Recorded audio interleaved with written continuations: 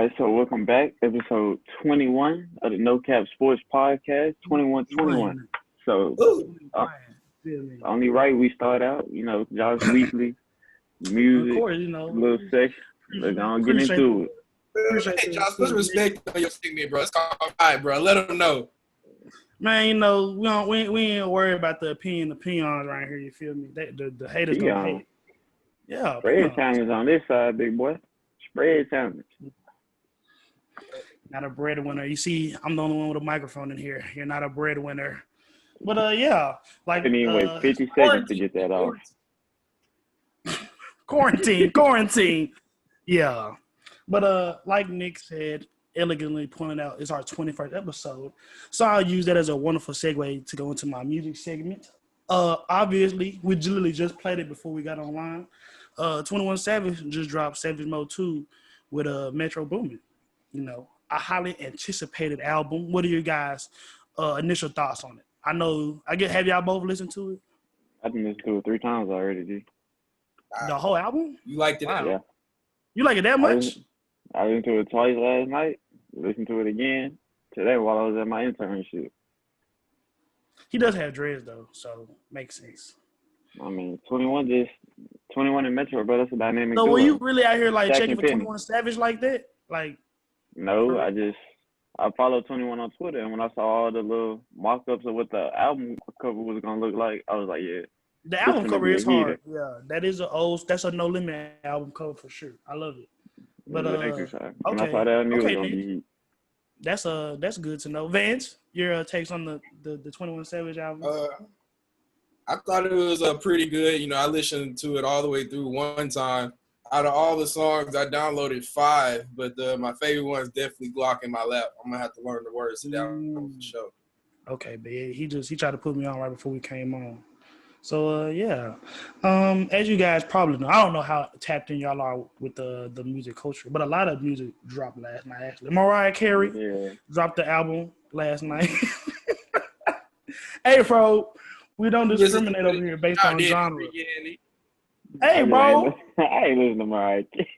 Hey, bro, I'm just Mariah saying. Carey dropped. You didn't know which direction I was going. It's not the fact that Mariah Carey put music out last night. It's the fact that he said Mariah Carey dropped. She did though.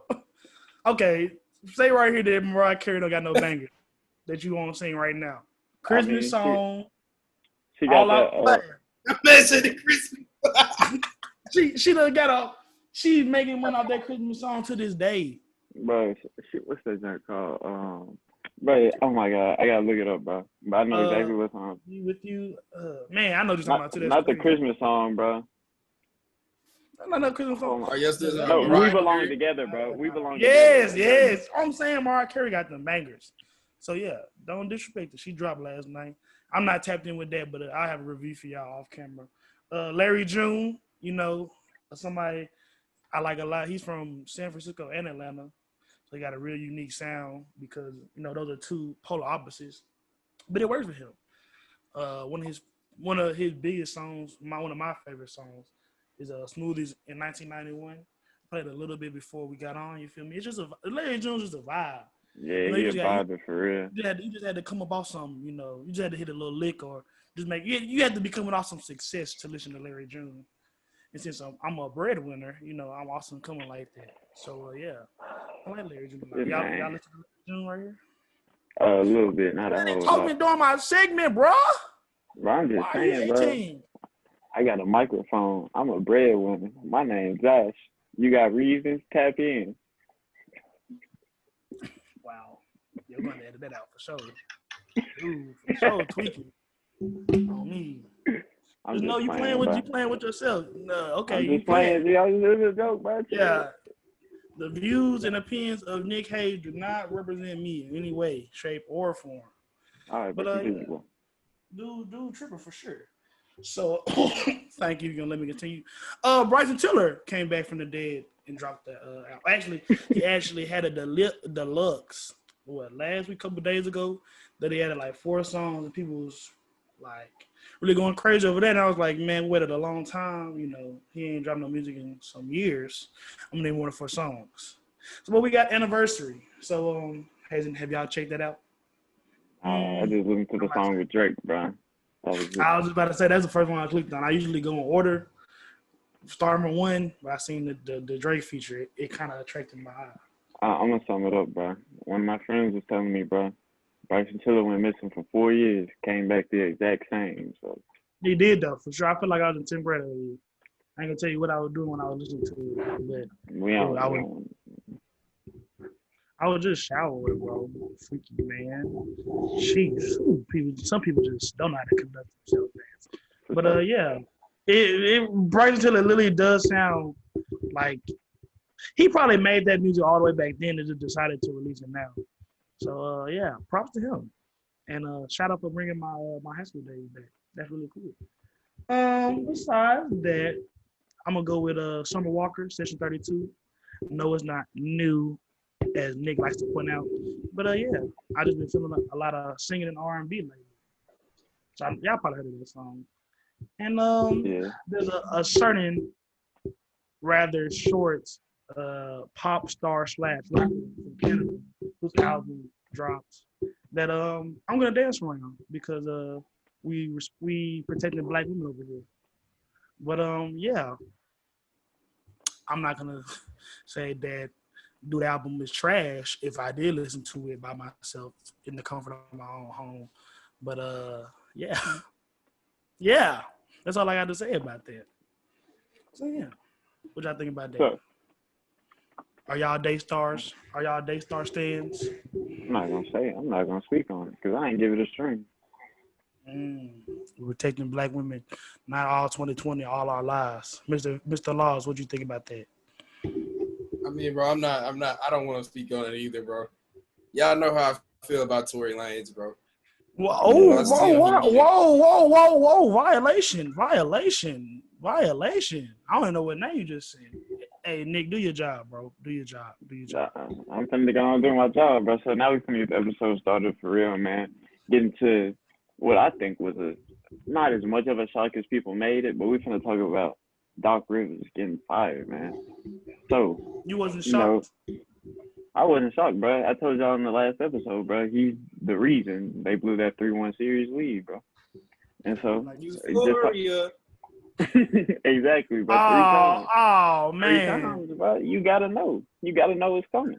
So like we all know, Doc Rivers blew his third 3-1 lead of his coaching career with the Clippers in the bubble, and now he was released by the Clippers. You know, Steve Ballmer's decision. So what was y'all's just initial reaction to the Clippers releasing Doc Rivers with input from Kawhi and Paul George? I'm gonna say, first of all, of course, last week I said the Clippers needed to do 2 things, and one of the 2 things was fire Doc Rivers. In terms of Paul George, you know, the second thing includes trading him, shipping him off to Milwaukee along with some of his teammates for Giannis Antetokounmpo. So I think the Clippers are on the right move. I mean, if you want to win championships, it's about making the right moves, not building friendships. This is about making the right moves, and I think that was the right move for the Clippers. Depending on the head coach that they decide to choose. Then it's Doc Rivers. He signed with the 76ers, correct? Yeah, it's 5-year deal. I mean, that's just gonna be another one of those things that underperforms underneath Doc Rivers, but you know, we'll see. And to add on to your point about Doc Rivers being, you know, a big part of the problem, and with the Clippers, bro, I just look at it. Just that 7-game series summed up everything perfectly, bro. 3 straight double-digit leads blown in games 5, 6, and 7, and then he just had very bad personnel decisions as a coach. You played Montrezl Harrell all these minutes, but you're not getting production from him. When you look at it, Zubac was actually performing way better than Montrezl Harrell, but he wasn't getting the minutes that Harrell was getting because of whether it be favoritism or what it was. Because if just looking at the numbers, Montrezl Harrell was a team worst 11.6, minus 11.6 net rating, and minus 30.1 net rating on the floor when he was on the court with Kawhi and PG. Then you saw Zubac in, or start out with Zubac, and Zubac was a plus 17.7 net rating on the court. And it's just decisions like that that would show you that Doc Rivers was not the right coach for that team. And even more pointing to is that Zubac was a plus 11.11 when he was playing with PG and Kawhi. So the numbers are right there to show you that Doc Rivers was not the right guy personnel-wise for that team. I mean, Doc Rivers, he has a front office role. So I mean, I think if he was a crucial or he had the ability to get Paul George and Kawhi to put on Clippers uniforms, that's half the battle. So I will respectfully disagree with you saying, he made the wrong personnel choices. But I mean, I'm going to disagree and agree at the same time because I'm saying the wrong personnel choices as a coach, not as a general manager, as a coach. Like choosing who's on. Are you talking about who on the court? Yeah. Okay. Well, taking the bigger picture. But you're right about that, getting the talent in with the Clippers. Yeah. But actually, I'm playoff unique because most people know Doc Rivers for his work he did in Boston, the Big 3, Big 4, if you want to put Rondo in there. But that roster succeeded and that team succeeded because of ball movement. I don't know whose point I'm stealing right. I think it's Jalen Rose's.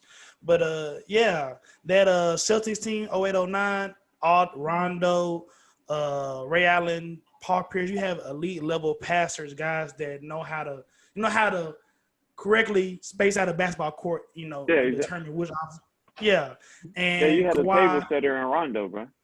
The Clippers don't have that table setter. I mean, table setter most definitely. You see what he's doing for the Lakers, but even somebody that's gonna run an offense. Paul George, the Clippers really don't have anybody that's gonna direct traffic for them. Patrick Beverly's a junkyard dog, a 3-point specialist.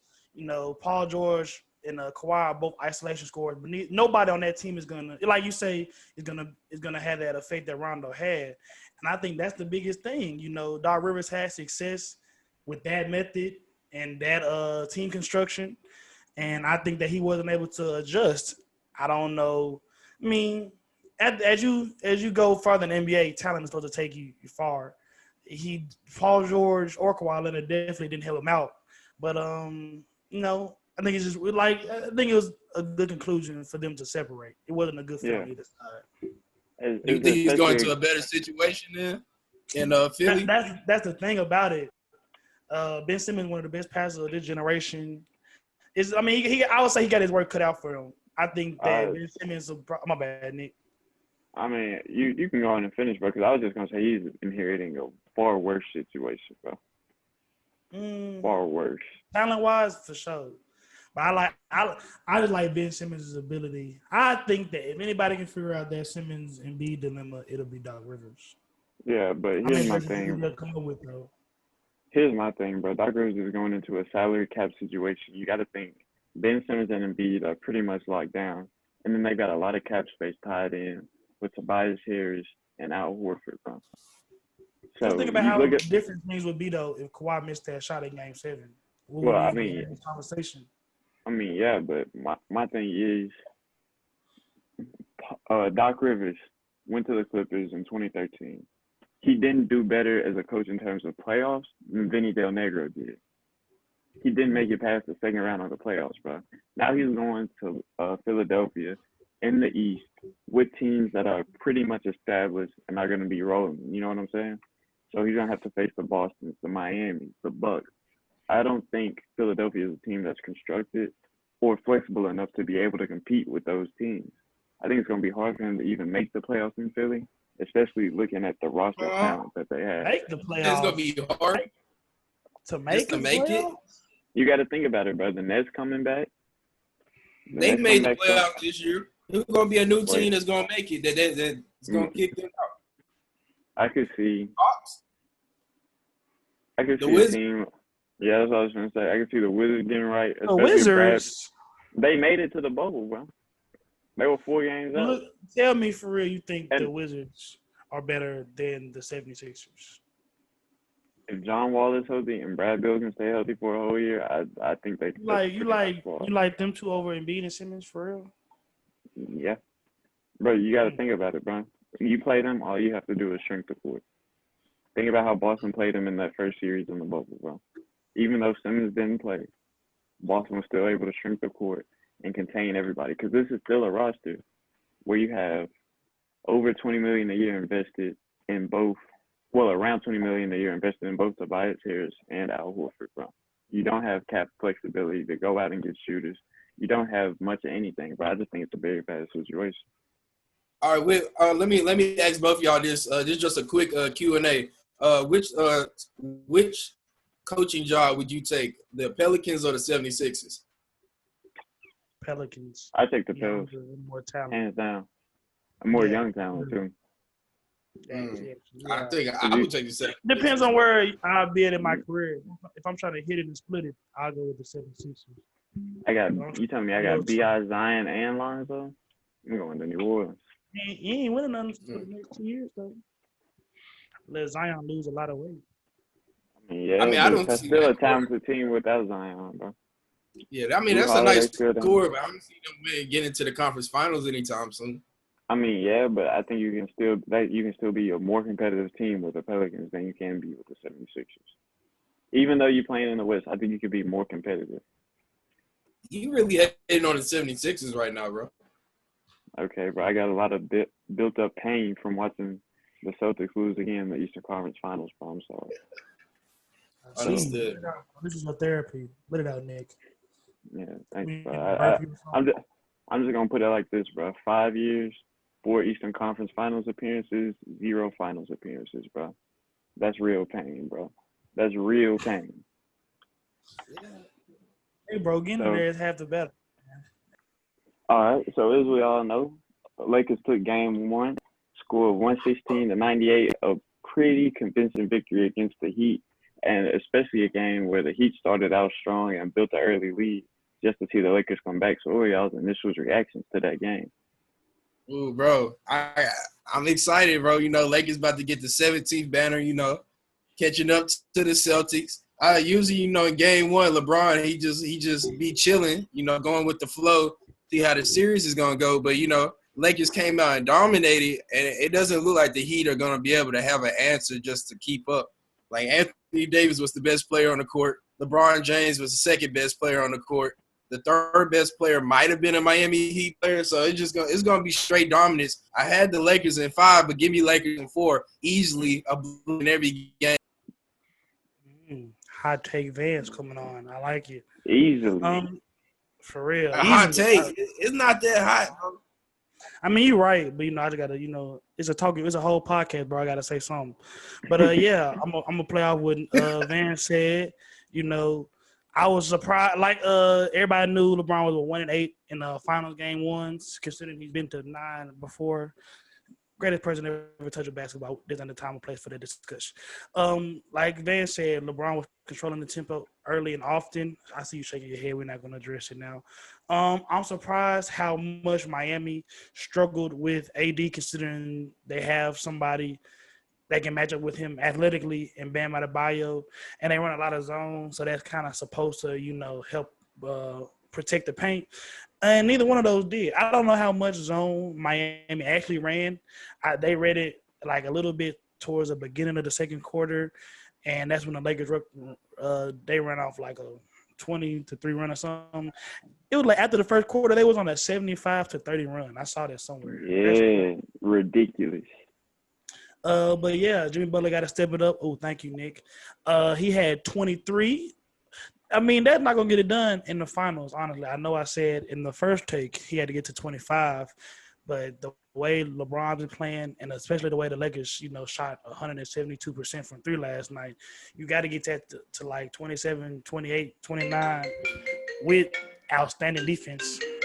I don't remember seeing how much one-on-one coverage Jimmy got on LeBron, but whatever it is, it probably needs to go up. So, yeah. Yeah, so, well, first of all, talking about how they guarded LeBron, there was a lot of Iggy on LeBron. They gave Iggy a lot of run this series, especially after how well he played in the Boston series, getting them boys out of there. And so I think that like what's big for the Lakers is just they've been here before, you know what I'm saying? Every year since 2007, a player on the Lakers roster has been in the finals, whether it be Bron, JR, Dwight, all Danny of those guys. Green. Exactly. Rondo, all of those guys. All these guys have finals Quinn Cook. Exactly. J. Bro. Cole, you mean? It don't matter. He got a ring. You know what I'm saying? So I think that Patrick McCaw. come on, he's not even on the team, bro. He out here And ring so- chasing, though. It don't matter. So anyway, just talking about that championship experience played big for a Heat team that has only one guy who has finals experience. So just talking about the series a little bit, I think it was big. I think it was big. What was really big in this game to take away is just the injuries that Heat experienced.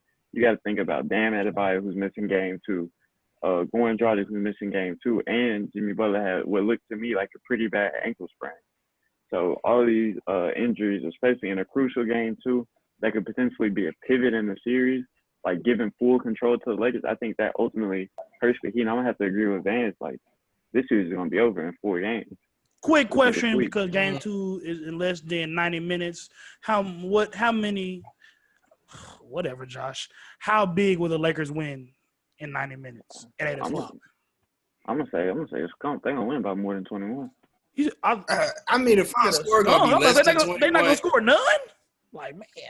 No, I'm saying they're gonna the Lakers gonna beat them by more than 21, bro. I feel you, bro. I mean, they'll be up by more than 21. It'll be a skunk in like the third quarter, probably halftime at this point, unless Tyler Hero or Duncan Robinson start shooting from the logo. I mean, let's not act like it's not possible. Don't rule it out. Yeah, but Anthony Davis is the best player on that court, bro. And it's like it's scary, bro. And I think it's crazy. I think this is the first time in Bron's career where he's had a guy next to him who's played better than him in the playoffs. Because up to now, Anthony Davis is the leading scorer on that Lakers team in the playoffs. And that's never happened with Bron. This is the best team LeBron has ever had? I don't think teammate he's ever had, for sure. Yeah. I agree with that. I think AD is the best teammate, but that Heat team he had was most definitely the best team he had. You think about the guys like D-Wade, Chris Bosh. Yeah. That team. Norris Cole, Mario Chalmers. Give me this Lakers team, bro. I think so. I like Rondo on this. I like Rondo's on this Lakers team too. Hey, Rondo. Rondo has been key to this Lakers team in the bubble, bro. But that's athletic Bron versus a cerebral Bron at this point. But hey, he's not even slowing down in terms of his body neither. But so I'll probably take this honestly. Huh? Clown Bosh. Chris Bosh, AD gonna do him dirty. Nah, for sure. Dwight. My mind was somewhere else. They gonna throw Dwight on there and Chris Bosh in the paint. Nah, for sure. If Bam can't come on, bro. We know. Dwight and Bosh had 10 croppies in the bubble every day. But come on, bro. We're not gonna disrespect Chris Chris Bosh might have like some alternative methods to defend Anthony Davis. That's what I'm gonna say on that. I'm not gonna get into that. I'm not gonna get into that. Not gonna entertain that at all. You ever see that video of Bosh getting the champagne shower after they won the finals, bro? Oh yeah, dude be so out of pocket. I do remember seeing that. He's just a hooper, bro. Come on, man. That has nothing to do with basketball. Toronto Hall of Fame. That had nothing to do with basketball. That man took you to the head for sure. Oh my God. Okay. Anyway, when we come back, we're gonna be talking college football with y'all. So we're gonna take a quick break, real quick. We're gonna be coming right back to you. Yes, sir. All right, so we back with it, and now we're gonna talk about college football. And y'all, I know y'all know. First week of that SEC was this past weekend, man. So I gotta see. I know it's only one game, but who impressed y'all the most week 1? Sorry, I gotta take it off you, Vance. Obvious answer. Mississippi State, KJ Costello.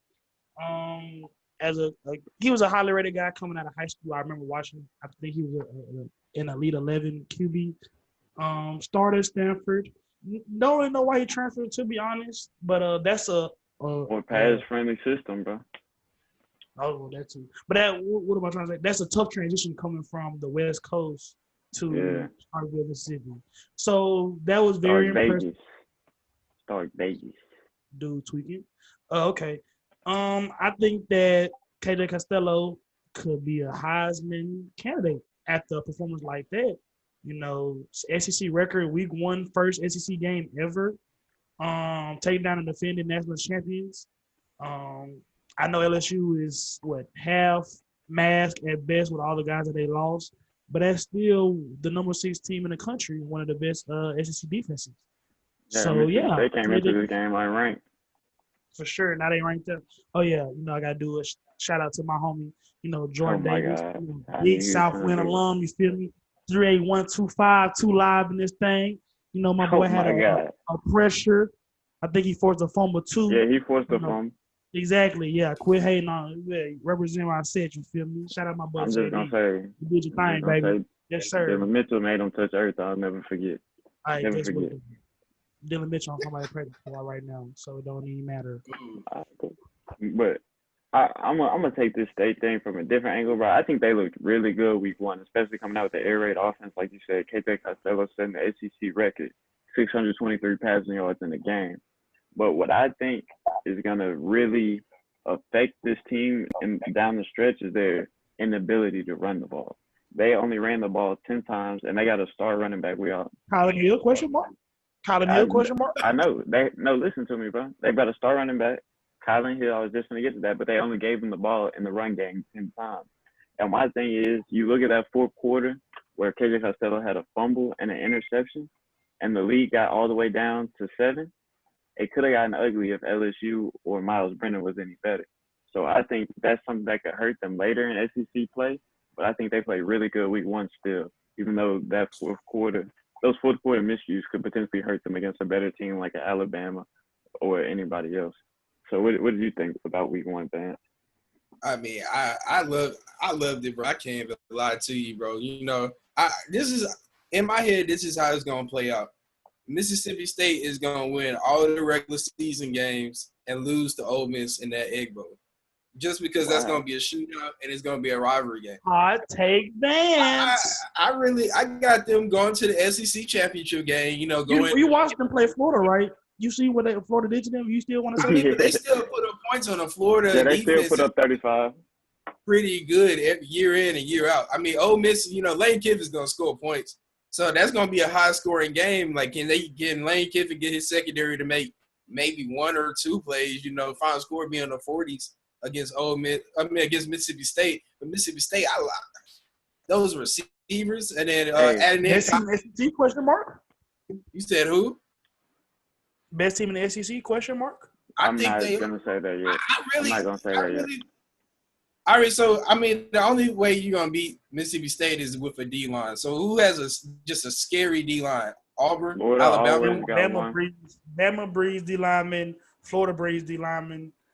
Auburn always keep a good interior. I feel like Mississippi State gets to avoid a lot of those teams. But Mississippi State. But you got some trench stuff y'all won't know. They always keep some good interior guys, from Gabe Jackson to Jonathan Martin. The dude that got bullied. State is known to keep some road graders in the interior line, so I never really worried about it, honestly. This is just me, but I'm just gonna say, if I had to guess right now, I would say Mississippi State over Alabama in the SEC, representing the SEC West against Florida in the SEC championship game with a spot to the college football playoffs on the line. I mean, I can see it because Mississippi State is a team I think that's going to put up points every week. You bring that air raid offense to the SEC, it's just different. You know what I'm saying? SEC teams aren't geared for that kind of offense. But I will add, I think they kind of got lucky. You play LSU, a team that lost a lot of players. Think about it. The whole starting offense left just about. Jamar Chase opted out. Yeah. So you lose pretty much your whole starting offense. And then your best player on defense is also not available in Derek Stingley, your best cover guy. So even though I think that's still – It was the 2 corners that got cut up all night. It was. Yeah, that's one of them. 28, 29, Stingley wasn't there. Stingley didn't play Saturday. And Kerry Vincent, he opted out. At LSU. That means they did something. There's a reason they're there. I don't want to hear that. I mean, I agree with that. But you got to think Derek Stingley was starting as a true freshman making plays. I think there was nowhere but up for him to go. So I think Mississippi State still would have won the game, don't get me wrong. I just think we just have to take it with just a little grain of salt, just considering everything going on in that game. Hey, bro, they still impressed me the most week one, don't get me wrong. Jamar Chase, bro, I think he saw Miles Brennan like the first day of practice. And he was like, I'm not going to deal with this. This and me. As a matter of 10 fact, plus bro, let's speak on it, bro. So let me read y'all this, bro. Miles Brennan, a junior. He's a junior, but he's had 3 years in this LSU system. out of Mississippi. Completed 50. Ooh, I don't know if you want to claim this. Completed 58% of his passes, 345 yards, 3 touchdowns, 2 interceptions. What did y'all think of his debut of college football? Go Vans. That's your Mississippi boy, bro. Let me hear it. Yeah, bro. I mean, Joe Burrow was kind of mid his first year too. Let's not You're right. You know, he started turning it up towards the end of the game. I mean, it was a little bit too late then. But you know, I mean, it takes a while to adjust. High school football is not college football, and he had to really truly play college football. He hasn't played football in almost 4 years when he was in high school. He been present every day, my boy. He just ain't been. Well, yeah. I mean, practice is you can't simulate a game, bro. Yeah, you're right, bro. You can get close enough to look like that. I'm not gonna lie, bro. The thing that stood out to me the most about Miles Brennan, bro, he is super unathletic, bro. He tried to get out of the pocket and literally go nowhere, bro. I was like, bro, stay in the pocket, please. You gotta remember though, there's a reason why he's been there 4 years. He's gotten passed over twice to start. He got beat up. He's gotten beat twice for starting jobs. Yeah. Joe Burrow, I know, but still, it does look weird to see an LSU quarterback that can't run. But yeah. Bro, I saw talking about Miles Brennan, bro. The TL was going crazy on the boy, man. They compared him to Zach Mettenberger, bro. Zach Mettenberger. He did miss a lot of easy throws, though. Exactly. He missed a lot of open windows, but it was. I mean, that's the thing about it. It's week 1. You're gonna, especially with all the stuff that's been going on, your receivers and quarterbacks are not gonna have the best chemistry. You feel me? Yeah. So, and I mean, know, also, you got it. Go on, finish up. I was just saying, you know, Mike Leach, his whole system is based off time and, you know, systematic routes and things like that. You know, increasing out the deficiencies in that pass game. But LSU's not built like that. You know, Burnett to Edwards-Helaire, you know, they're gonna pound the rock. You know, Joe Burrow was, you know, an obvious 1-year anomaly. And it'll be interesting to see what LSU offense looks like, you know, getting back to the basics or getting back to what we're traditionally used to seeing from them. Yeah, and just going off that traditionally used to seeing, you know, you got to remember, Joe Brady left. He ended up going to the Panthers with Matt Rule. So, you know, it's a whole new offensive coordinator, but I'm pretty sure it's still a similar system. But one of the things that stood out to me was the lack of a deep passing game that we saw so prominently last year from LSU. Against Mississippi State, they didn't really stretch the ball downfield. It was a lot of short to intermediate route concepts like slant, digs, drives, all of that kind of stuff. And so I don't know if it's that they don't trust Miles Brennan pushing the ball down the field, because he had a couple of deep throws that were like, oh my God, you know what I'm saying? Like, not enough velocity on it, kind of floating on him. So I just think that's, you know, a thing to look out for with that LSU offense. But now talking about another team. One last thing you got to touch on, bro. A month from now, I want to see what Mississippi State's passing yards are like, bro. Because I think if this was a full season, I think this might be the year. I think they would break LSU offensive records from last year, the passing wise. Yeah, bro. Costello threw 60 I don't think they have the raw talent at receiver to make that happen. They got some guys. They ain't got like Jamar Chase, you know, Justin Jefferson, though. Cyrus Mitchell is a dog, bro. Yes, bro. By the end of this year, I like him. I like Payton. But they look more like possession guys, really. I don't know. They didn't really look I'm just letting you know, bro. By the end of this year, they're going to be household names. They're going to be It's going to be hell to pay. You're going to have to play Mississippi State, but let's believe that, bro. Oh, yes, I know. Van said one last thing. But I got a last thing. You know, Alabama is the cream de la crop in the SEC. And, you know, we know the formula that usually beat them is an athletic, read, black quarterback. I mean, Manziel, but whatever. But I want to see if KJ Costello can be the first, you know, true pocket passer to take down the Tide. That's a good call, bro. I'm God. What else y'all see? You said what? What else y'all seen in college football this week? Or last week? I gotta ride your wave, I got too much Vance. stuff going on. Nigga more organized than me. I gotta ride your wave, Vance, with Florida, bro. Florida look really good. You look at Kyle Trask. Well, bro, let me say it like this, bro. Felipe Beat the Franks was holding racism Florida out of back. Ole Miss. Felipe Franks was holding Florida back, bro. Let's speak on it, bro. He was He's definitely holding holding Arkansas Florida back now, bro. Arkansas Ain't was nothing to hold holding back at stuff back Arkansas. anyway, bro. For real. Arkansas, Do y'all remember when we was like Arkansas elementary? still riding Arkansas used to horseback. be consistently top 5. What happened? Yeah, bro. They had McFadden, bro. That was the truth. exactly. They all line used to be Ronald like Jones. on the regular. Now they just poo. They just mid. Well, they ain't mid. They garbage. Throw them away. But anyway, talking about Florida, man, Kyle Trask, bro. 6 tutties, complete 71% of your passes. No interceptions, bro. That's like a GOAT game for a quarterback, bro. Set the SEC passing touchdown record, bro. And like we were talking about earlier, bro, Florida always going to keep a good defense. So I think that's another team in the SEC you got to watch out for this year. You know, in addition to the obvious Alabama's offense, but Florida's a team that I think can really win their division in the SEC. Yeah, I think that Florida looked like kind of a state junior, you know, with the aerial attack they had going on. Interesting to see what they'll do without Tyree Cleveland. He's just a true burner. I don't know how he wasn't as productive as you would have liked, you know, during his stint, but just that threat. Wait, I was about to say, not even just they lost Cleveland. Freddie Swain and Van Fleet. No, what's his name? Van Jefferson. Wait, wrong name. But they lost that top 3 receivers. What I was trying to get at, okay. bro. So yeah, that makes it more impressive for Trask that he was able to put up those week 1 numbers against an admittedly porous Ole Miss defense. But yeah, that's still great. I'm gonna steal one of your stats, Nick, that just kind of pops out. 93.4 QBR. That's really good. Yeah. And I know that traditionally the SEC is not known for quarterback play, but Costello to Trask, even Joe Burrow last year, it's kind of like a offensive revolution going on in the SEC right now. Hayden as a lineman. Yeah. But no, what you say, Nick?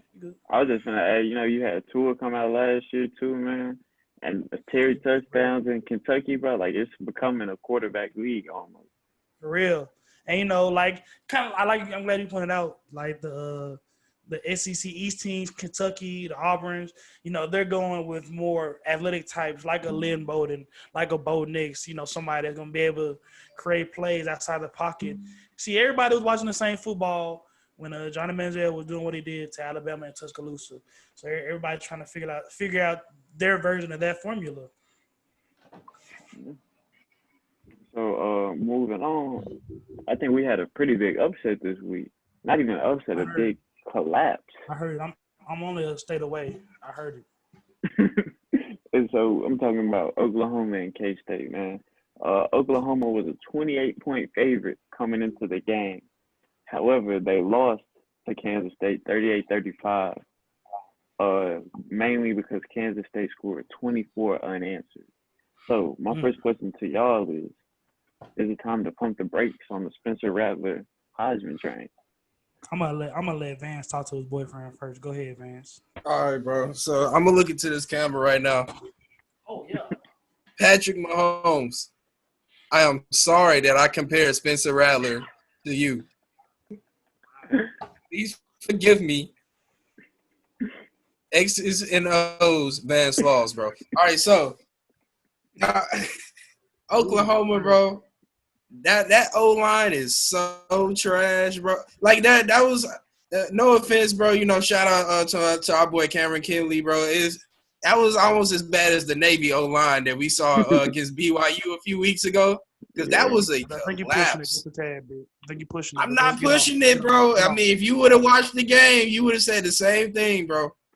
Because Oklahoma, I mean, that second half was just horrible, bro. And then they wide receivers, Rambo, you know, they hyped him up, possible first-round draft pick. He looked like maybe a fourth-rounder. He's supposed to be the star carrying the load for Oklahoma. I wasn't liking what I was seeing. I mean, that team is looking overrated. They might not be the third best team because Texas is better than them. I'm going to say Baylor's better than them. Kansas State obviously is better than them. Memphis is better than them, and they're not even in the Big 12. It's going to be scary for them boys. We gonna see what's going on. But first of all, I know I mentioned this off camera, but shout out to Memphis. They beat Arkansas State, who beat Kansas State, who beat Oklahoma. So therefore, Memphis over Oklahoma in the college football playoff. When it comes down to it. For your head top. Yes. Transitive. A equals B, B equals C, so A must equal C, man. Look what they learning. Look what they're teaching them boys in Mississippi. Come on, Good man. job, man. Come on, man. Yeah. So what did you think about that Oklahoma game, Josh? Being right here next to Sooner Country, I got a lot of blowback from it. Like Van said, Spencer Rattler, disappointing in a week 1 start, but the expectations were so high for him. Any Oklahoma quarterback, honestly, from Rattler, from Hirsch to K1 to all those guys, that anything less than superhuman performance is going to be disappointing. It was shocking to watch the highlights and see how bad Oklahoma's O-line has gotten. That's kind of the staple of Lincoln Riley's system, producing top flight O-linemen from Orlando Brown. I'm drawing a blank here, but the offensive line is more unit than individual sets, anyways. So it was shocking to see Kansas State really bully them up front. So Lincoln Riley, I know they still got Creed Humphrey. He's always an outlet guy, at least if I can recall. But they do something about that O-line quick, fast, in a hurry, or Spencer Rattler is going to have no time to get into these weapons.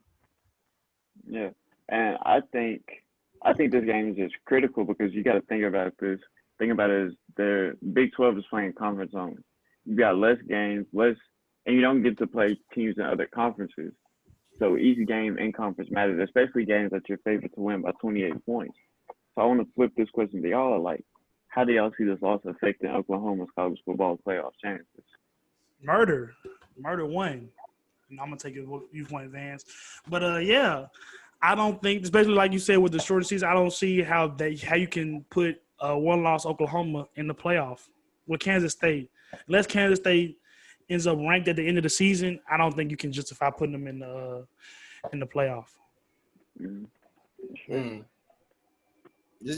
The Pac-12, they're gonna play a condensed season, so don't be surprised if one of those teams end up undefeated at 7-0. It's they'll take Oregon, a 7-0 Oregon just off a name brand alone, bro. 7-0 Oregon, 7-0 Stanford, 7-0 USC, bro, because they know they're gonna get that money and that revenue to pile in. So no-loss Pac-12 team with only played 7 games. A 1-loss Big 10 team would get over a 1-loss Oklahoma team, regardless of who they play.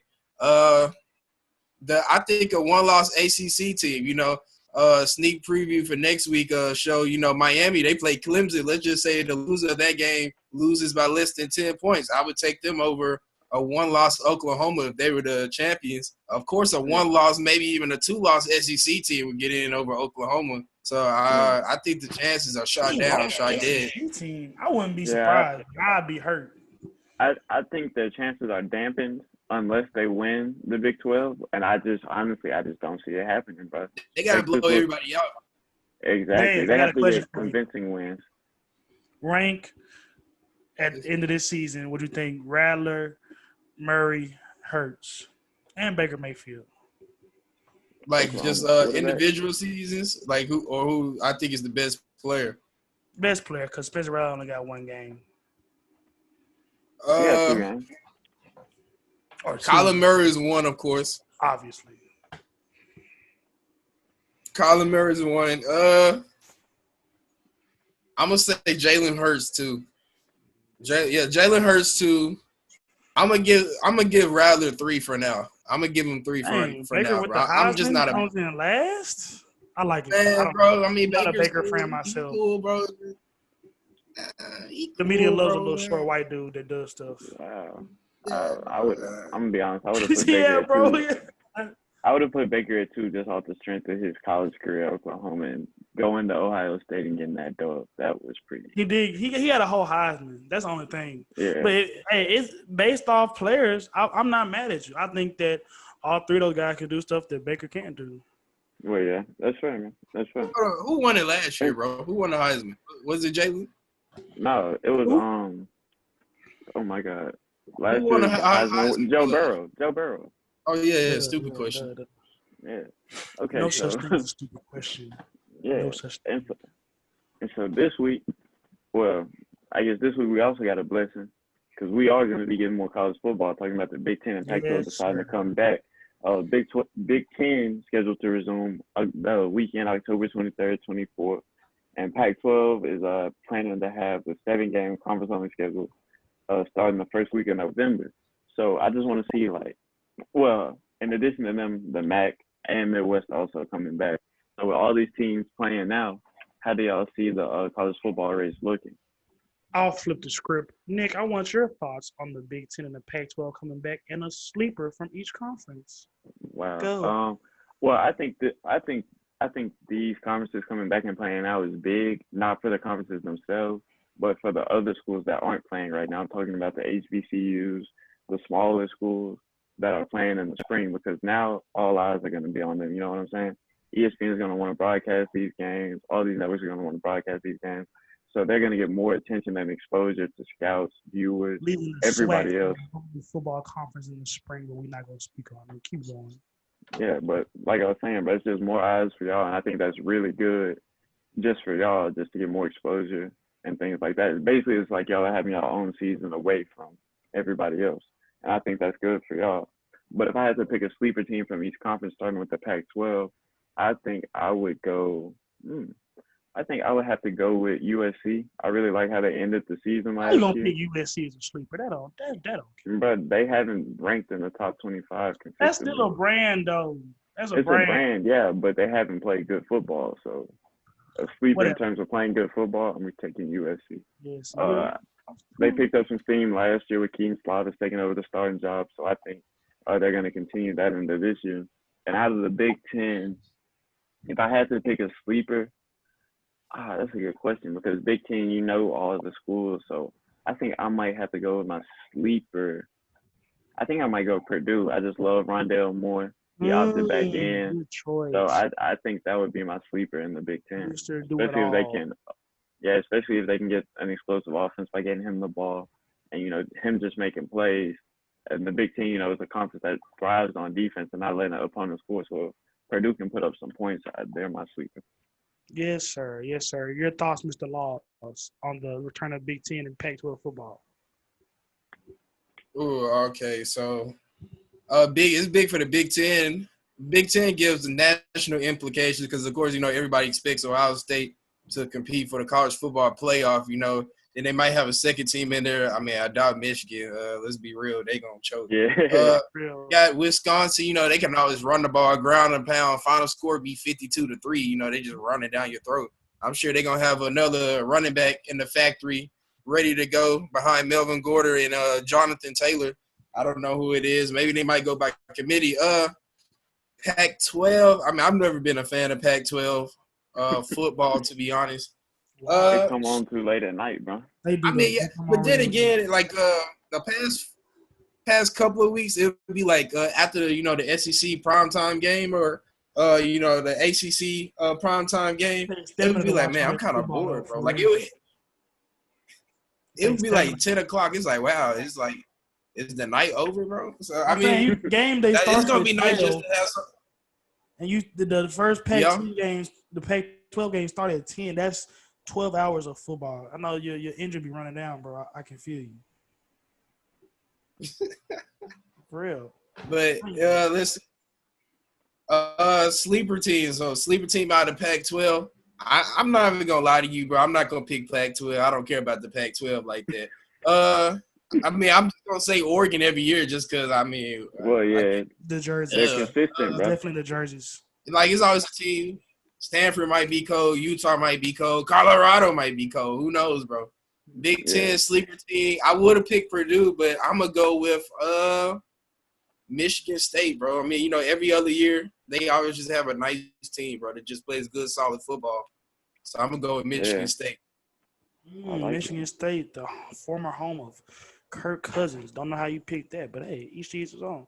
I'm gonna steal my wonderful friend's Nick's notes. I'm gonna delve more into the logistical and medical side of it.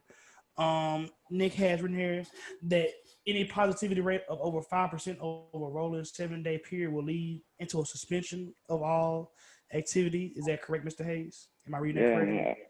Yeah, I think what's really key about this is they took time to come up with a plan to make sure the players' For real. safety is at the heart of it. And I think Yes, that's what's really definitely. important about the Big 10 and Pac-12 return. Because you've seen programs like Notre Dame, Memphis, and some other programs, have to temporarily shut down because of positive tests. So I think Big 10 and Pac-12 are doing all they can to minimize the risk. I want to take it a little wider. I know going into this college football, discussing on camera, off camera, about our feelings towards this college football landscape with the potential for it to go ugly. Um, I'll say small success for the first 2 weeks of the season. How do y'all feel about it? Yeah, I think it's been a success, but you think you've had limited teams with real outbreaks. You've had some positive tests here and there, but you've had limited outbreaks, and that's the thing. Controlling it as much as you can. I think they're trying to take all the necessary steps. Now, whether the fans are taking all the necessary steps, because we've seen, the camera pan to the stands, people in the stands all together, no mask, that's on Right. them. As long as the NCAA protects the players, I think it's been a success so far. What do you think, Vance? Yeah, I think it's been a success also. Uh, I don't really have any complaints. Football is back. I feel like the training staff and the coaches have done a great job making sure the players stay healthy. Then again, some schools, I don't think they really just be testing like how they're supposed to. Maybe like some people whose schools they're co-hosting this podcast with on, but we don't have to talk about that. Not talking about purview. We're taking great measures to ensure the Come safety on, of all our G, G, student G. We not athletes. playing though, bro. We just practicing, but yeah. People Yeah. wouldn't pay attention anyways. But yeah, thank you, Oh, Vance, for that wow. wonderful analysis of the college football landscape. I'm gonna steal your part here too, Nick. I'm working on some stuff. Oh, so yeah, we're gonna hop into some NFL action. The Falcons still out here blowing leads. I know that y'all probably seen that. What y'all think about that? I'm gonna let you go first again, Nick. All right, so buddy, I stay with my sweet mate here at school, bro, from Atlanta, real Falcons fan, bro. You blow, you blow games in which you have a 99% probability to win That's in bad. two That's weeks bad. out of three. Talking about the Cowboys and the Bears game, and so I think what was really key in that game was Trubisky getting benched, man. Because when Trubisky was in that Speak on it, game, brother. what did you say? I just said speak on it, brother. Go ahead. Go Yeah, ahead. I'm just saying when Trubisky was in the game, man, that offense was just lethargic, bro. He only completed 59% of his passes, 128 yards, a touchdown, but he also had an interception, and he was averaging 5.8 yards per attempt, bro. Like Alex Smith out here. that's worse than Alex Smith, bro. That's just terrible, bro. And I think Wow. by pulling him and inserting Foles in the game, it provided the Bears offense with a lot of juice. You got to think about all the playmakers they got in Allen Robinson, Anthony Miller, Jimmy Graham, Tariq Cohen, guys that can get the ball in their hand and make some shake with it. So I think Playmakers. exactly. So I think Foles came in and played the job of a good point guard and distributing the ball to playmakers in spaces to create plays. You think about the dimes he was throwing to Anthony Miller down the field and all the things he did to Allen Robinson ball, just giving him a chance on balls to make the defense respect it. And I think that was really what was key to that game. And I feel like, we all saw it coming, especially with Trubisky having his fifth year option being declined and the Bears trading for Foles, even though he had that big contract with that rework. But I think we all saw it coming, but I think Foles is the right guy for the Bears. 95, 95.2 QBR after replacing Trubisky in the third quarter. Vance, your thoughts? Oh man, I don't even think we can just really. I mean, the Falcons do deserve to get clowned for these comebacks, but just to say like Sure. they're just like really trash. They played three really good teams. When they play against the Yeah. Bears without Julio, the Cowboys. I mean, they played a hard. They're 1-2, but they played a hard schedule so far. The Talented Falcons Yeah. roster. lost to the Rams Talented by 3 roster. and lost to the Seahawks by 7 points. So I Yeah. mean, you just clown. I mean, the Falcons they got to do better in the fourth quarter. I mean, run the ball or do something, bro. You can't have three straight 3-and-outs to end the football game when you're up by 3 scores and going into the fourth quarter. The Bears, I like what I see from the Bears. The defense is always going to be the defense. Now they got a quarterback. Their running back just got hurt, did he not? Who, Yeah, Tyreek Cohen got hurt. Tyreek Oh, Cohen. yeah, Cohen got Tyreek hurt. Cohen. Cohen. Okay. He tore his ACL, huh?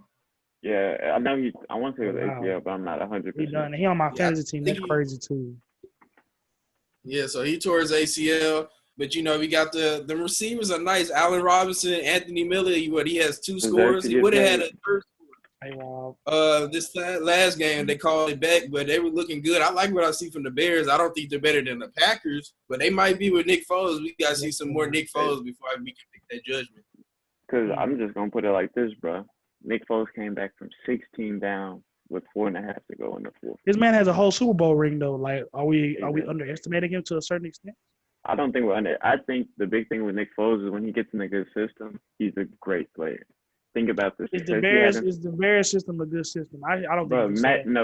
Yes, the Bears have a great offensive system. Think about Mitchell Trubisky's rookie year with Matt Nagy. He, set a whole. He was really good in completion percentage, really good in touchdown interception ratio. And you got to also remember Matt Nagy was offensive coordinator for the Chiefs before he became the head coach of the Bears. So Matt Nagy is an offensive genius in my mind. Throws a lot of different personnel groupings, sets out on the field to create mismatches and make it easy for a quarterback to distribute the ball to playmakers in space. Yeah, bro. The Ryan Tannehill effect, bro. Going into it, my bad, exactly. Bro. I just want to know when we're going to be able to start holding Mitchell Trubisky accountable as a top 5 quarterback. He was drafted in 2014. Wasn't he the second? He's not a top 5 quarterback. He was drafted over Mahomes and Watson. Bad. Top 10. He's not a top 10 quarterback. I'm saying drafted, though. Drafted. Oh yeah, he was the number 2. He was the number 2 quarterback off the board. I'm saying, like, Nick just gave 2 great examples. Mahomes and Watson were both drafted over here, and I know the Bears did just decline his 5th-year option, and I just want to see, are they really going to be able to move on from him? I know that's a lot of money and time invested into a first-round quarterback. Yeah. I think it's pretty clear on both sides that it's no problem. Trubisky in Chicago is not going to work here right now. You feel me? It's no problem moving on. Bigger bust, Mitchell Trubisky or Marcus Mariota? Ooh. I might have to go Trubisky because he's white. I'm just playing. No, I'm gonna have to go Mariota. Mariota was a bigger bust. Trubisky made. I thought he was gonna be the GOAT, bro. Trubisky made 2 playoff appearances, if I'm not mistaken. Trubisky led 2 playoff. He got 1 win. Mariota was in the playoffs too. Mariota threw a touchdown to himself. Oh yeah, I forgot he did that. Actually, he has 1 win. That's so tough. I'm gonna go Mariota, bro. It's just he came off a Heisman. Everybody expected Marcus Mariota to be the next big thing. Nobody really. It was him and Winston won too. Remember? Yeah, nobody really knew what to expect from Trubisky, so I can't really call him a bust because he didn't have as big of a fall off as Mariota did. Okay. Yeah. So we're up against the clock right now, but when we come back, we're gonna delve into some more NFL action. Talk about Carson Wentz and the Eagles offense. So yeah, stay tuned. All right, so we back, and now we talking about the Eagles and the precarious situation with Carson Wentz. So right now, 0. Yeah, I know Millsap's education, boy. So right now, the Eagles are 0-2-1, and they're sitting at the bottom of the NFC East. Only the Giants are always sitting with an 0-3 record. And so they had a tie with the Bengals on Sunday, and they've had losses to Washington and the Rams. So now I got to ask y'all, do y'all think it's time to hit the panic button in Philadelphia? It's too early in the season. I'd say necessarily hit the panic to smash it, but I would definitely have my hand hovering over it. Carson Wentz is an MVP candidate guy when he's healthy, but he's never healthy. So that's a big concern. He's been healthy for 3 games this year. He was healthy for the whole season last year except the playoffs. He got hurt in the playoff game. And another quarterback led his team to the Super Bowl, so he can't be that healthy. No, we're not debating, sir. I just want to point out some curious facts as to why the Eagles had the 9th worst offense in the NFL. They still don't have any really receiving threats. I don't know if Deshaun Jackson's there or not. Yeah, Deshaun's there. Alshon's been hurt. Jalen Okay. Rager's been in and out. They drafted like Nick said, a speedster out of TCU. I think second round, first round. I think it's the end of the first First round. round. But yeah, they need to do something quick. They did have 8 sacks versus the Bengals, but the Bengals have a JV elementary school offensive line, so take that with a grain of salt. So I think for the time being, until the Winston the offense can get on can get better chemistry, that defense is gonna have to carry them, led by Mr. Cox. And Mm. so I think I'm gonna go. I think their defense has played very phenomenal this year, especially looking at the way Jalen Mills has played since being moved to safety. He's flying around, making plays, getting it pressures on the quarterback. The defense is a bottom 10 in the league in points allowed, and you just got to think about they've allowed 29 points per game. And that's really the result of bad offensive play, putting them in bad positions in the field. And so talking about how bad the offense has been, like Josh alluded to, they're the ninth worst offense in the NFL, averaging only 33.6 yards per game. And people want to make the excuses of, Carson Wentz, the guys are hurt, da da da da da. But last year he won, all those games. He went undefeated at the end of the regular season, including with a victory at Dallas to get them to win the NFC East. Didn't they lose in the wild card though, or something like that? They lost in the wild card because Carson Wentz had a At concussion home, I on believe. Jadeveon Clowney. Yeah. Oh, so he does get hurt, huh? Yeah, Nick. But he They played on won week the wild 16. card game, didn't That No, wasn't they a wild lost. card game. It was a wild card because they won the They- division, but they were they? full. The Bears, they not, or was that not No, last year? That wasn't last. That was 2 years ago. That's 2. Yeah. Because they You're played. right. Who was that? They played They in the lost wild to card game. they lost to the Seahawks in the wild card. Carson Wentz got hurt on the Jadeveon Clowney hit, gave him a concussion. But my point is, during that last stretch of games, Deshaun Jackson, Alshon Jeffrey, they were out. Your top 2 receivers gone. So you're throwing past to Greg Ward, Zach Ertz, Dallas Goedert. He's had those 3 guys, Greg Ward, Dallas Goedert, Zach Ertz, for these 3 games this year. But he's performed terribly, bro. He's only completed around 60% of his passes, 3 touchdown passes, 6 interceptions. To put into context how bad those 6 interceptions are, the past 3 seasons, he had 7 total interceptions each year. And to make things worse, he's only averaging 5.6 yards per attempt this year, which would be a career low if he finished the year. Everybody's at on the that Alex same Smith rate. flow this year with the pushing the ball downfield, huh? Nobody wants to throw the ball around, huh?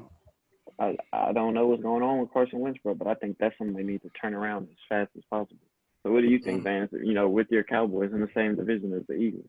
I mean, it puts us in prime position. I mean, but also the Eagles, I'm not going to say the word I want to call them, but they're very soft because going That's for the harsh tie enough. instead of just going for the win, I thought that was Yeah. pretty soft for them. I mean, in terms of ties are better than losses, I guess, that's a win somehow, but I mean, they still had the same record as the Cowboys in the loss column. So I mean, still only have 2 L's. The Cowboys have 2 L's. So they're still right there in the thick of it with the Redskins. The Giants, they're eliminated without Saquon. They have no chance at all.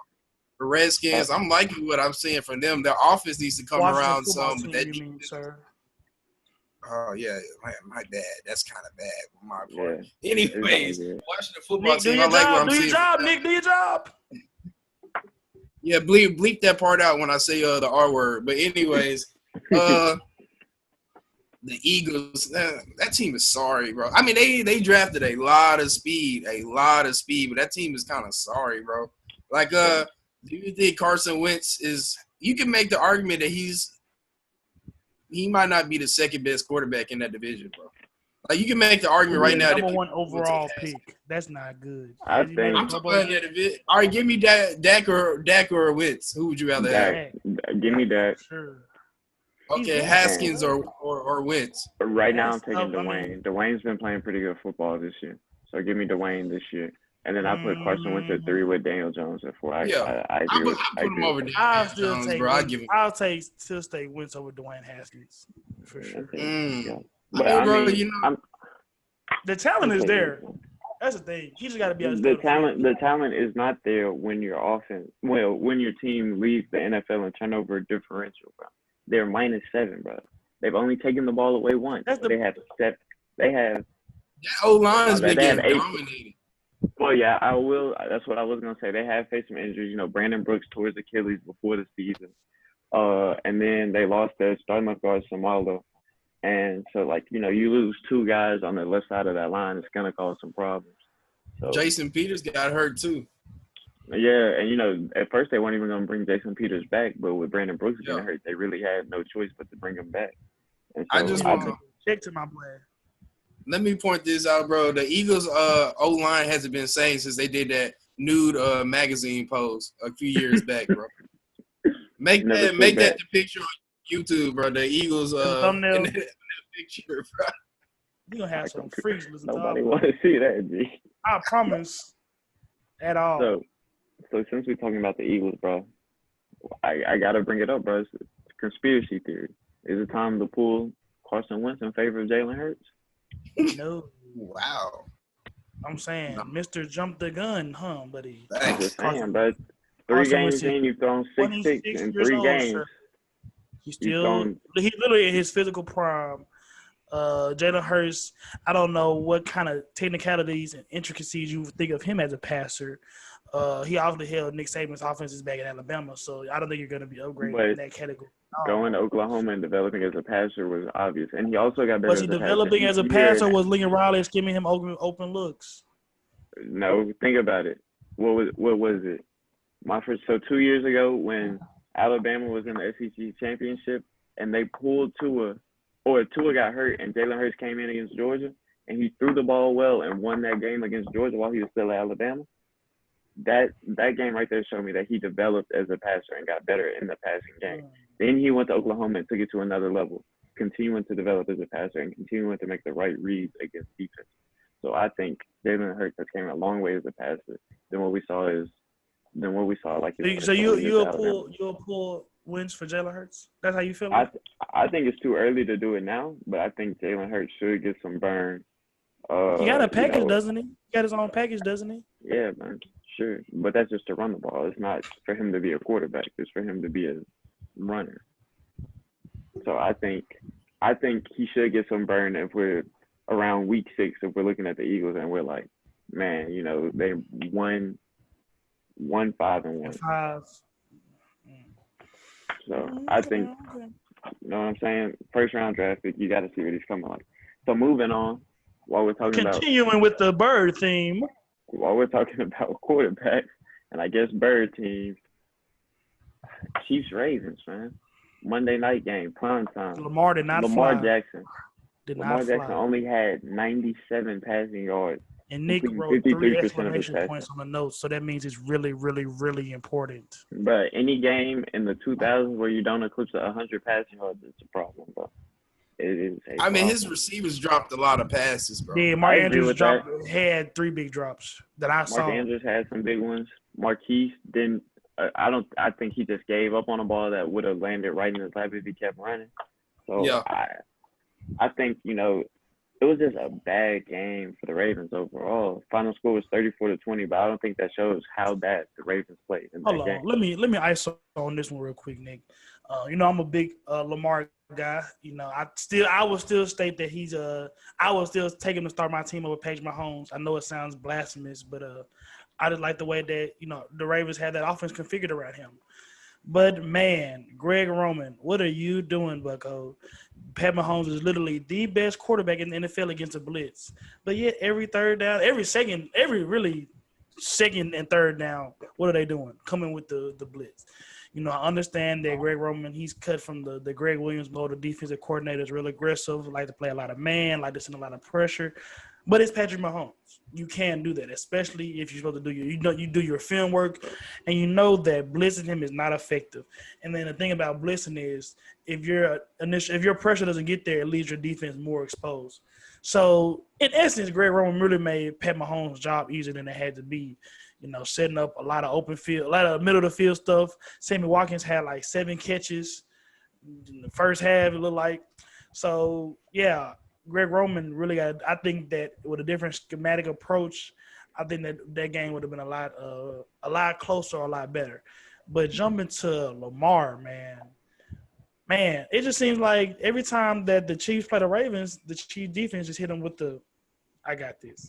It just Chris Jones went crazy. Honey Badger's always gonna, do his thing in the secondary. Really, the whole entire football field, honestly, one of the most impactful safeties that we have.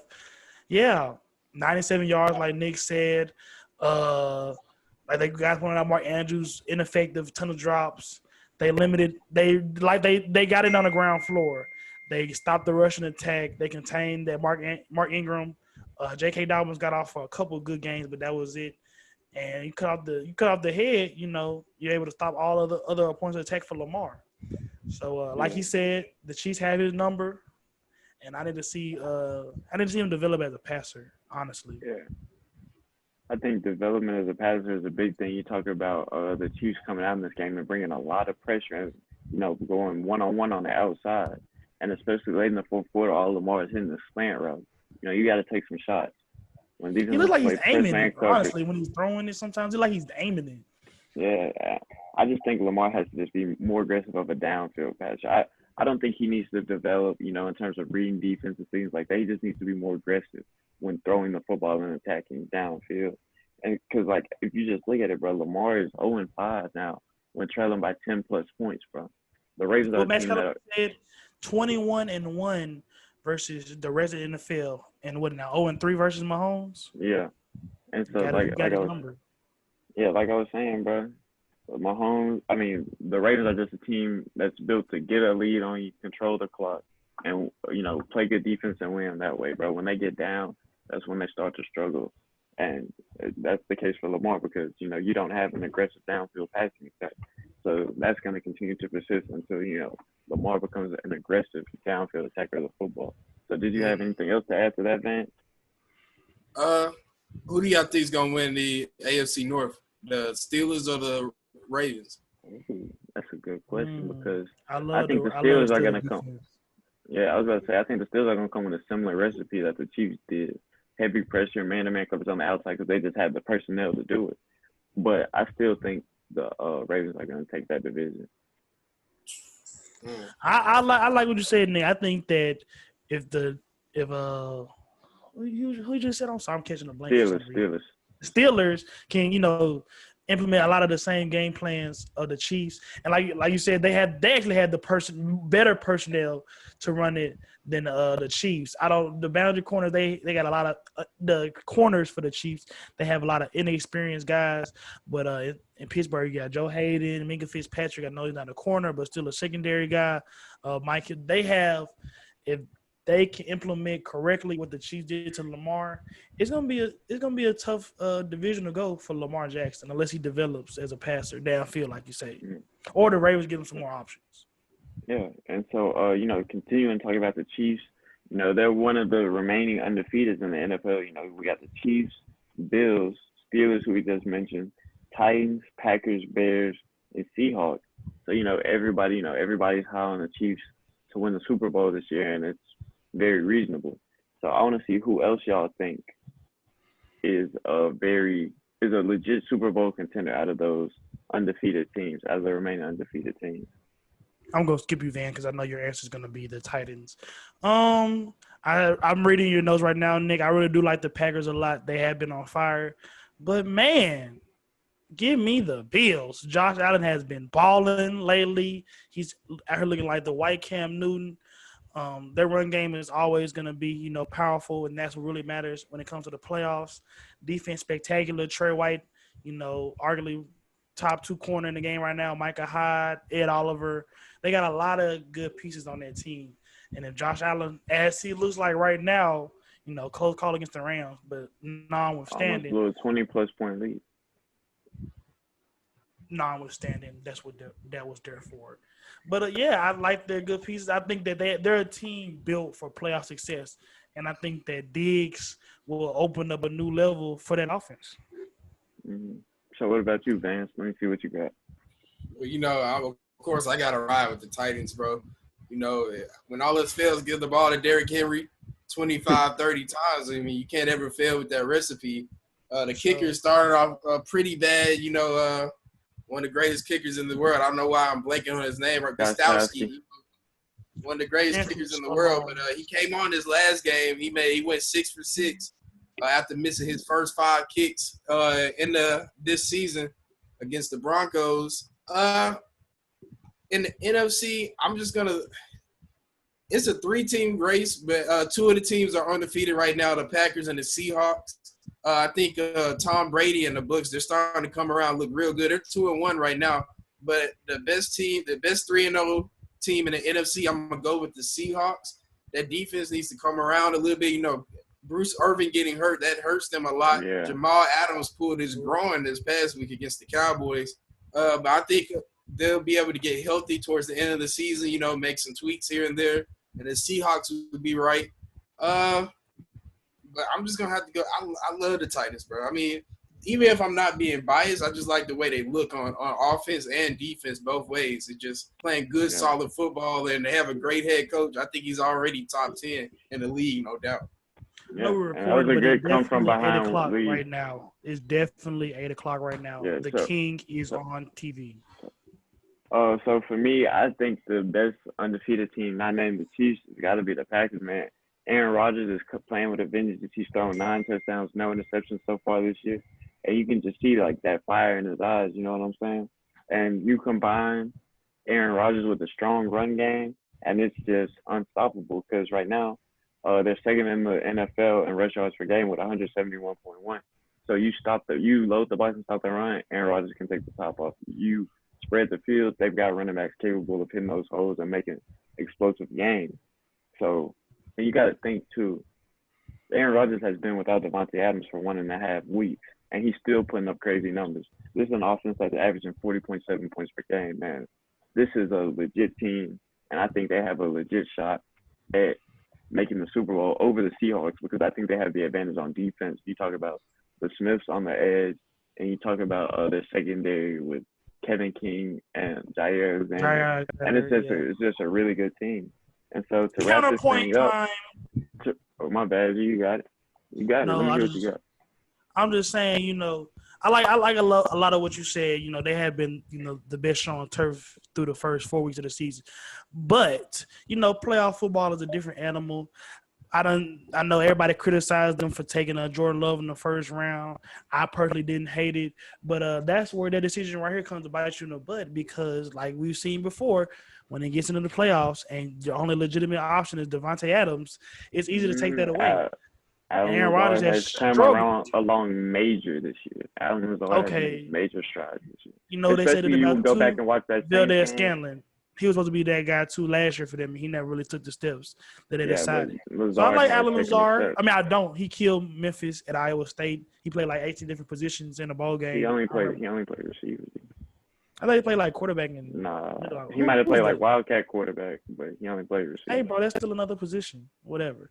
So, I'm looking at the Packers right now as like the Raptors of the NFL. They're probably going to be a hot regular season team, but unless they can, you know, prove it in the playoffs, I'm going to be a little meh on them. So, anyway, to close this thing out, man, we got to close out with our weekly pick'ems, bro. So to give y'all a recap, right now, Vance, you 6-6, but you at the bottom. So I'm just gonna let you know. Sheesh. I'm 7-5. Josh is sitting pretty at 8-4. That means that the realest one on the squad has the best record. Look at that. Okay, whatever. So let's get into these games this week. Starting out, Cleveland at Dallas. Go first. I'm gonna say Dallas. Exactly. I'm trying to keep my clean record. I'll go Dallas too. Yeah, I'm definitely rocking with Dallas too. And so let's go Cardinals at Panthers. 2 black quarterbacks, you know. First you said it's at Carolina? Yeah. Lions just beat the Cardinals last week. Kenny Galladay turned up on my bench. You said the Panthers? Panthers, man? Bro, give me Panthers, bro. I'm liking Dante Jackson. I'm liking what I'm seeing. You know, Bridgewater's going to do his thing. Give me the Panthers, bro, especially if it's in Carolina. I'm liking that pick. Go, Nick. I'm gonna rock with the Cardinals, man. They're coming off that loss against the Lions where Kyler Murray threw 3 picks. I think they're going to rebound this week, get a dub over the Panthers. I'm going to concur with Tato, you feel me? Cardinals heartbreaking loss to the Lions last week. Kyler Murray and D-Hop still one probably the most dangerous combo in the NFL right now. Give me the Cardinals. And next up, we got Vikings at Texans, 2 0-3 teams looking to get their first win. So I'm gonna start this one off. First team that had 175 for receiving and rushing last week, so that was cool. My bad, nigga. I ain't mean to cut you off. Oh, you good, G. Well, I'm just gonna start this thing off. I gotta rock with the homie Deshaun Watson, taking the Texans, man. Go Vance. Inexperienced secondary. Yeah, give me the Texans too. You know, that's a good team. They just had a hard schedule so far.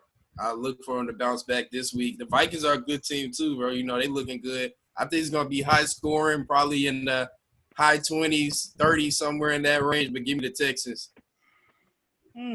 Okay. A traditional Madden favorite of mine. I love Dalvin Cook. He went head to head with Derrick Henry last week and outdid him. Justin Jefferson 175 last week. Give me the Vikings. I think Kirk Cousins will snap out of it. All right. Up next, I think this is gonna be a really good game. Patriots at Chiefs. Sounds good. Black quarterbacks again. You know, Black Lives Matter. Josh McDaniels hasn't. He's. I'll give him a lukewarm grade for how creative he's gotten with Cam the first couple weeks of the season. You know, obviously, the defending champs.